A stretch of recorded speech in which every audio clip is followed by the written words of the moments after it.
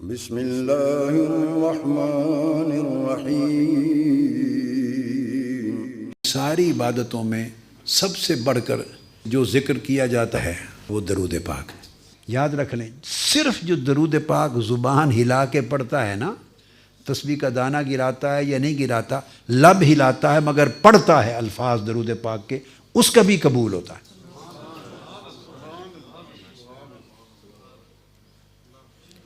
اس طرح کرنے والے ہر نمازی کی نماز کی شیورٹی نہیں ہے کہ قبول ہوگی، کہ جو کھڑا ہو گیا مصلی پر لب ہلا کے پڑھ رہا ہے، معلوم نہیں قبول ہو، اللہ کی مرضی۔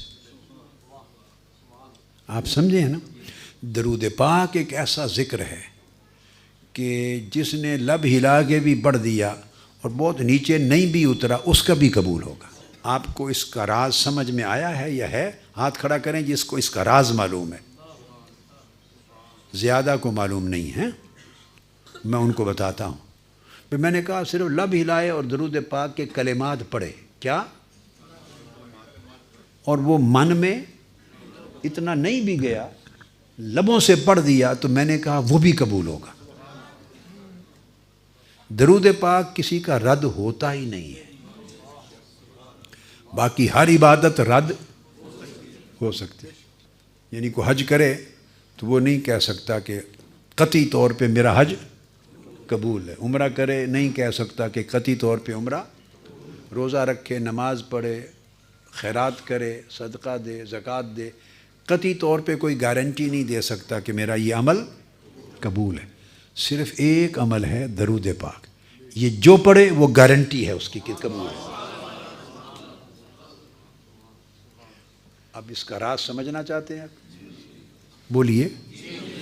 بڑا آسان ایک راز بتا دیتا ہوں، باقی اس کے علاوہ بھی بہت بڑے بڑے راز ہیں، بہت راز ہیں، مگر ایک سادہ سا راز جو آپ کو ایک سیکنڈ میں سمجھ آ جائے گا اور بھولے گا نہیں۔ وہ کیا کہ یہ رد ہوتا ہی نہیں کہ آپ پڑھیں درود پاک، اللہم صلی علی سیدنا محمد۔ اب پہلے لفظ کیا ہیں؟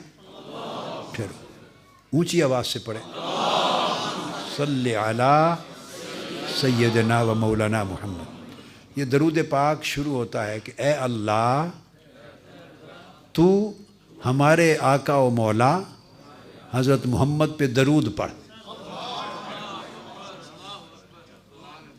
یہ درود پاک کے پہلے الفاظ کیا ہیں؟ اللہم، اے اللہ۔ آپ یہ نہیں کہتے کہ میں درود پڑھتا ہوں، کیا؟ آپ یہ نہیں کہتے کہ حضور علیہ السلام پر میں درود پڑھتا ہوں یا ہم درود پڑھ، یہ نہیں کہتے۔